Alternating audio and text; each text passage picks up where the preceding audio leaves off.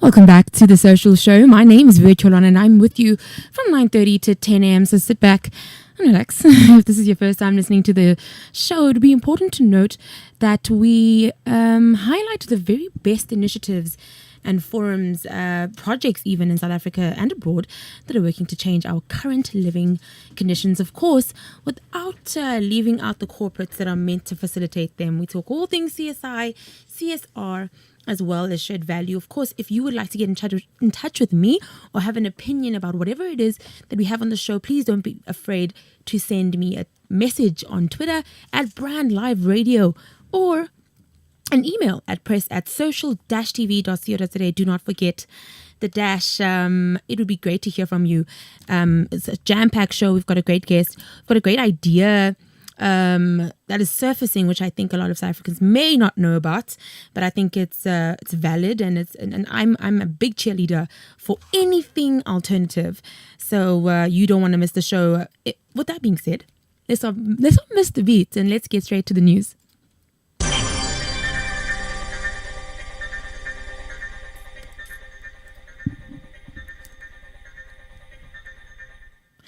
The top 19 top-performing students from Massachusetts Maritime Academy visited Nelson Mandela Bay recently as part of South African tour to explore the cultural complexity of the global maritime industry. Hosted by the South African International Maritime Institute, which is headquartered in the Nelson Mandela Bay, the students enjoyed a welcome lecture at the Nelson Mandela University by local marine tourism expert Peter Miles and a tour of deep water of the port of Ngqura.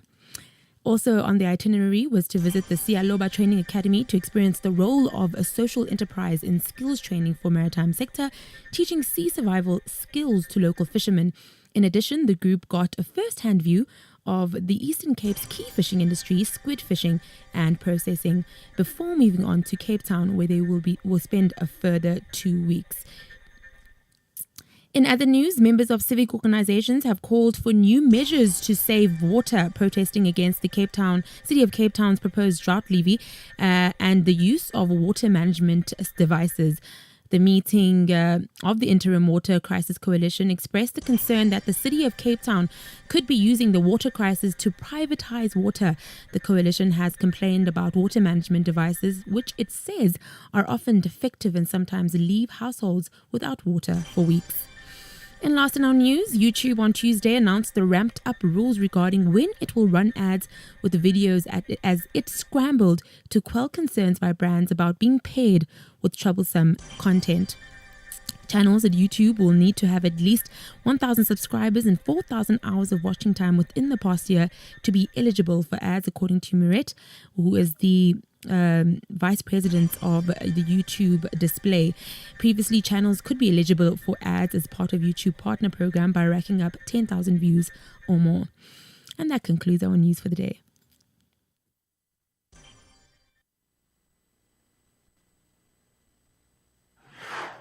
In 2016, the United Nations defined 17 goals for a sustainable development towards the protection of our planet's resources and a peaceful and prosperous humanity.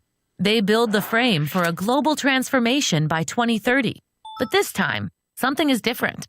It was a joint approach with politics, business, academia, and NGOs working together. And BASF was apart from the beginning. We want to be a driving force in reaching the SDGs because we see chemistry as an enabler for a sustainable future. The SDGs guide us in our decision-making as we strive for solutions that have a positive impact on reaching these global goals. For example, we produce more solutions which tackle water scarcity, like water filtration and desalination. Or we support people in countries with malnutrition, for example, with food fortification developments. And we are committed to save our valuable resources globally, for example, through better recycling processes and more biodegradable substances.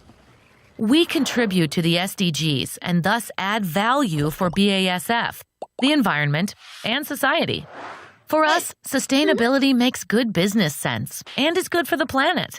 So let's come together and partner to reach the Sustainable Development Goals. BASF. We create chemistry.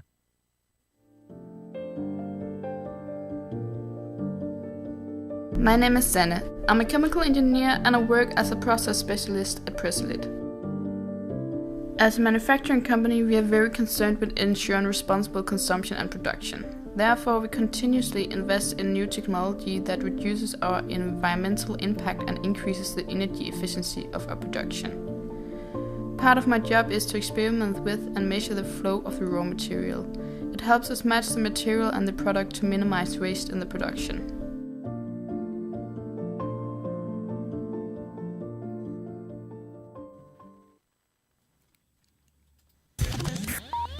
brandlive.co.za.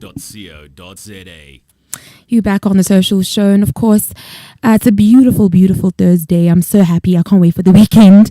But today I have quite a special guest who's going to be talking to us a little bit about an innovative university crowdfunding platform that is going to be which I think is going to be quite exciting to hear about, especially because of the crisis that we are forever dealing within higher education and just getting students into school. I think it's the perfect time to speak about Feenix, which is a public benefit organization that was started in 2017, backed by Standard Bank, and Feenix launched an innovative crowdfunding platform for South African university students that seeks to confront the ongoing fees crisis that challenges South African education. And today I'm joined by Liz Straydon from Feenix. Good day, Liz. Good morning. How are you? I'm good. How are you doing? I'm very well. Thank you so much for joining us this morning. And thank you for having us. No problem.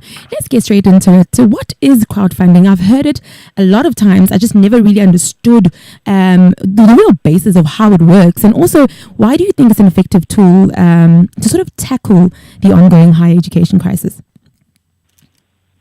Crowdfunding is the practice of funding a project or a venture by raising money from a large number of people or from the public. So Feenix actually distributes the responsibility of the funding crisis or thereby the responsibility of the tertiary education crisis as widely as possible, connecting the public of South Africa and hopefully international as well with the students needing support and funding. And why do you think that, or how did it come about to use this tool to sort of help tackle what's going on in higher education? Sorry, can you repeat that quickly? The line is terrible. No problem. I'm saying, how was this alternatives an effective tool to sort of tackle higher education? Who came up with that? What was the thought process around using crowdfunding as the tool? So, I think everyone that has a passion for education and the general public really wanted to get involved in making a difference and solving what is going on at the moment in terms of education. And we, together with Standard Bank, came up with this idea where we can really involve each and every one of the South African public to make a difference with us. We can't just rely on the government for the entire country, for all the youth to be educated, especially not at this stage. So therefore, we really wanted to make a change and educate the general public as to how that is possible. Definitely. And I know that you say your focus within the higher learning sector is sort of shifting the focus just from money to time. Can you elaborate a little bit more about what is this concept of buying time? So we came up with this with one of our marketing partners, Utopia. Yes. And really what it is that we wanted to, again, share with the public what it means to donate money towards the students. You're not just giving them money, but you're actually buying them time to study, to succeed within their studies, and therefore buying them a future. Yeah. And that's what that really means. Okay, and how do students get involved? Do you have to sort of have a specific mark or specific points to be eligible to be part of Feenix? Not at all. It's a really simple process. Okay. Students need to be enrolled in a public university at this stage. So all they have to do is they have to go to feenix.org. So that's FEENIX.org from the 25th of January. And they can go and sign up or apply. It's really easy. They create a profile online, personal information with a profile picture of their choice. They then input their course information, so what field of study they are, what university they're at, what year of study they are. And then they write a bio, and this is really what makes us different. We believe in terms of solutions, yes. is that they get to advocate for their funding themselves. Yeah. So they write a bio or a story online, either a story or they can actually upload a video as well themselves explaining to the funders or to the public why is it that they need funding, what is their aspirations and their goals, and what do they see, where do they see themselves in the future? And we try as Feenix to then, help them along in that process, and we moderate that process to protect these students as well. And then what is really important is that the students go through an eligibility or a validation check. So the way we do that is we just ensure that there are South African students needing funding at this stage by doing certain family household income checks, as well as background. So we look at what high school they went to, because we're really trying to help the students that need it, you know what I mean? And we focus a lot on the missing middle, so household income under 600K per annum. And that sounds high maybe, but if you think about it, a family can be up to, the average amount of children that a family has is about 3 in this country. So that's not a lot of money to put students or put that child through a university. And then just on the funder side, it's a simple process as well, not as complicated. They can go onto our platform as well, onto feenix.org. They can register and select a student, either based on criteria. So you want to fund a student that maybe studies the same course that you did, went to the same university, so maybe you're an alumni, or really you just love their story or what they're about. And that donation process is really easy. You pay by SnapScan, credit card, EFT, all of those platforms are available. Yes. And we can also, of course, help you through the process. The other option is to donate to a pool fund. So that's a pool fund that we've created with an algorithm behind it, where the funding goes towards criteria of students that comply with the BBBE socioeconomic criteria. So therefore, you as a company can then get your BEE points by donating to that pool. And then any donation, of course, is also tax deductible, so you can get your 18A certificate directly from our website. You can download it straight away. Definitely, wow! It sounds quite easy. I know you guys started in 2017, but you've had some massive success. When I heard about the kind of money that was put in and how many kids went through university, I found it so amazing. Tell us what is your greatest takeaway since the formation of the platform?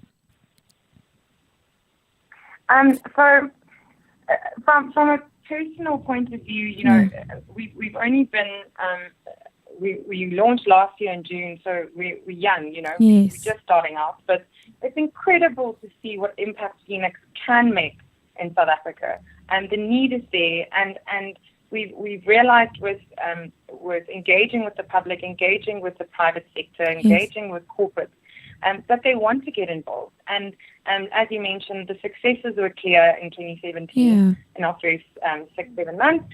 We managed to raise 4.3 million rand in that time. Wow. Also, we fully funded 85 students, and that means they have no worries for last year for their debt to the university.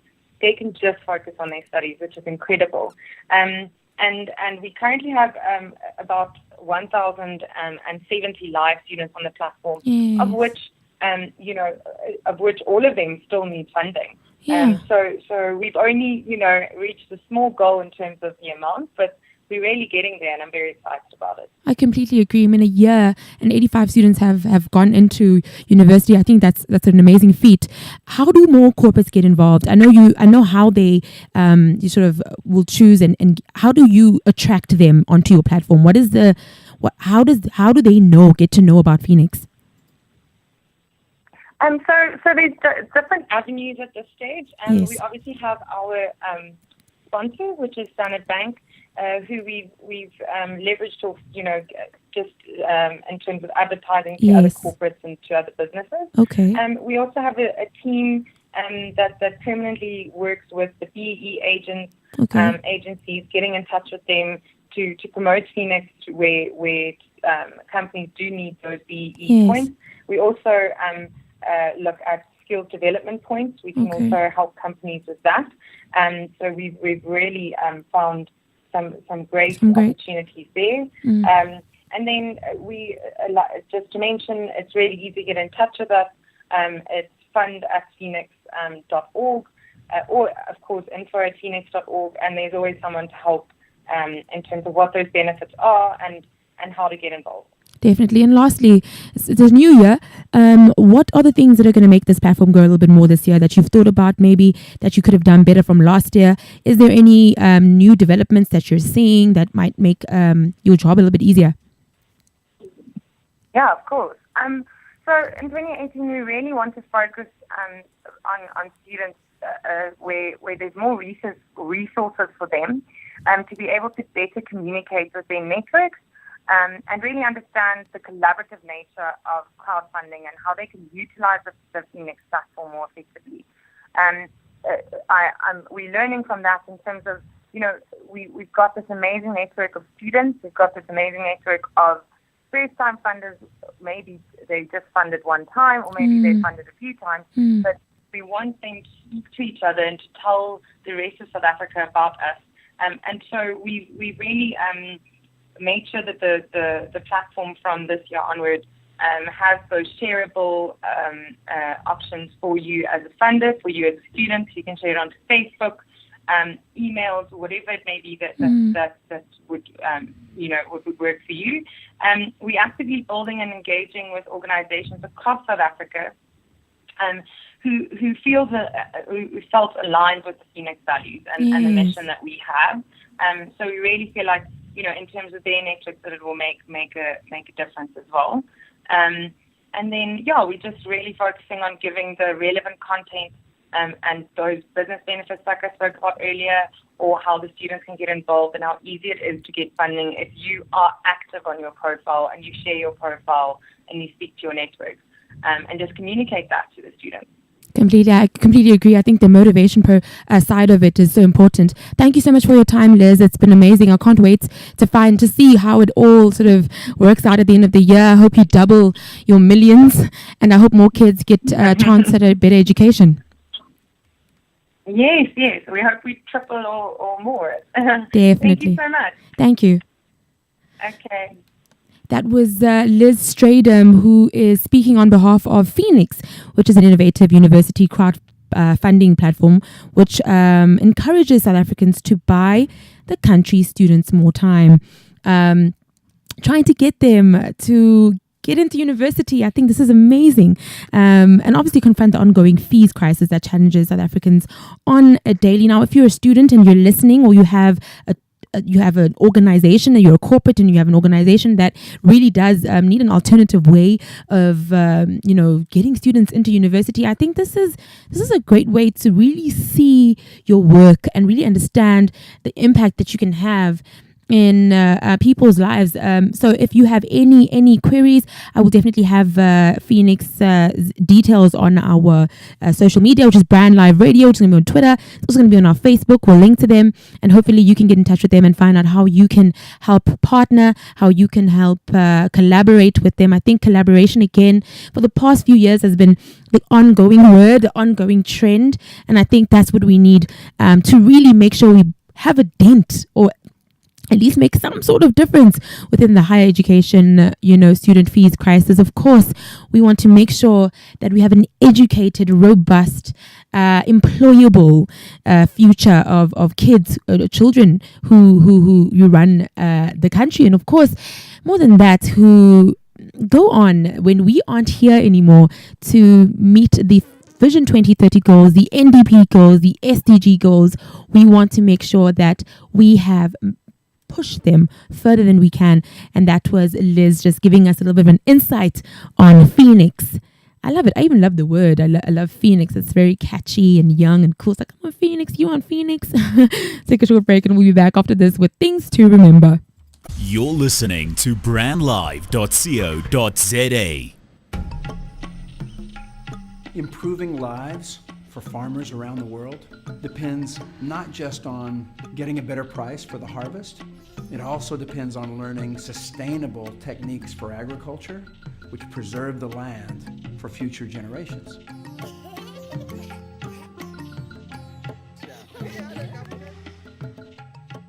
Modern agriculture has a huge impact on the environment.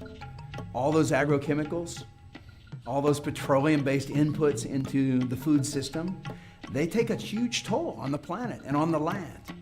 Not to mention the health risks of handling these toxic herbicides and pesticides that are implicit in that high-tech version of agriculture. Fair trade is trying to move farmers to a more sustainable model of agriculture. We have very rigorous standards around the use of agrochemicals. The most toxic chemicals are simply not allowed in the fair trade world, and we audit against that every year.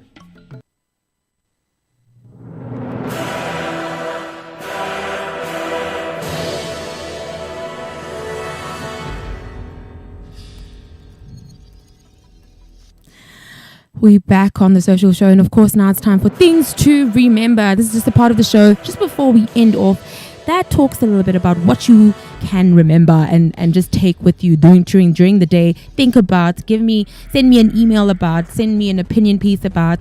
These are the things that could spark engagement in your office, could spark some sort of conversation in your household. And today we're talking a little bit about celebrities doing good. Let's take a short listen to this clip and I'll be back after this.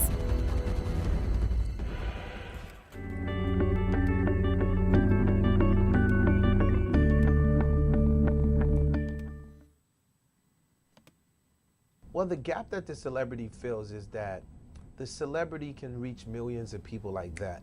So the fact that they lend a voice or they name to Africa, it makes millions of people that wouldn't even care about Africa look towards what's going on in Africa. I think, there's, I think a celebrity period doing any form of charity is a great thing, because a celebrity don't really have to do anything as much as you want to think they do. They're celebrities. So they could actually just chill and don't do nothing. But the thing is, then there's those celebrities that don't only lend their name, they act on it. And of course, the bar rose so high for these celebrities. People like Angelina Jolie, she's been to Haiti with me, Brad Pitt. I mean, look what Brad's doing at New Orleans, you know what I'm saying? Real initiatives. George Clooney, like going to these places, looking with their eyes and learning, and then bringing the information back to the American people. I think that's where the future is headed.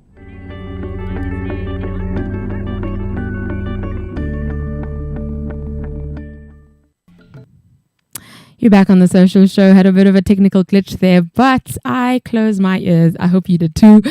Of course, we're talking about celebrities doing good. Just for the last few minutes of the show, fewer things melt our hearts than when a celebrity shows us his or her soft side. I know we are always engulfed in their scandals, in their work, even in terms of the good work that they do in terms of their movies and their songs. But I think it's very important that we also have a time where we say, you know what, a lot of them are doing really, really good things. And that is Wyclef from the group Fuji, speaking a bit about the impact that celebrities have on, specific campaigns, whether it be a CSI campaign or a shared value campaign, whatever it is that you're trying to push. in your CSI department, a celebrity can have a really large and important impact on the numbers of people who get the message. But also there's some celebrities who just do good out of their own will, who, will take whatever money that they have and contribute it to whatever cause they think is really great. In fact, I was reading up on a celebrity. I won't mention his name, because I know a lot of people really love him, but he was getting paid a little bit more than a female colleague of his. And by more, I mean like a quadrillion more. Like he was paying 1.5 million for a role that he had to reshoot. And then the girl was paying something under 1,000 rand. And after the news broke, he gave all that money to a worthy cause, to, strengthen the women's movement, to make sure that we get equal pay. I don't know. I don't know if that was out of his own will or he just was trying to get into the drama of it all. But there are some celebrities who do have a really good, soft, big heart that will make you cry rivers and rivers and rivers. That's a lot of celebrities in South Africa as well who are part of these amazing organizations. I know the current Miss Universe, who is our Miss South Africa, she was part of the child welfare organization last year, and she spoke quite vehemently about making sure that kids are taken care of, making sure that there are enough organizations that are finding missing children, that are helping, reduce the stats around, child trafficking, molestation, and more than that, and over and above that. And I think her voice and her speaking out about it is so important. I know Trevor Noah, Charlize Theron were here a while ago at a school in Cape Town, and they had a great talk with them about, their dreams and motivating them. And I think that's what's important as well. And something that I took from Feenix, which I think was amazing, is that sometimes you just need time. Sometimes time is more important than just giving off money, because you could give money to anybody really and they could waste it. But if you give them the time and you make them understand the importance of really striving for their dreams and keeping motivated and working really hard, you give them a perspective, you give them an idea that they can make it. And I think celebrities do have a way of showcasing that. And of course, that wraps up my show for the day. And I hope you had your small bite of information and you can do something to make a small change in your environment, in your community, whether it be donating to Feenix, whether it be doing something in your community, having a garden. It's January, people can't buy groceries. If you can give some food to some homeless people, if you can just help out, I'm pretty sure you will have good karma for the year. But anyway, that wraps up my show. We'll be back at the same time, same place tomorrow, only on The Social Show. You're listening to brandlive.co.za.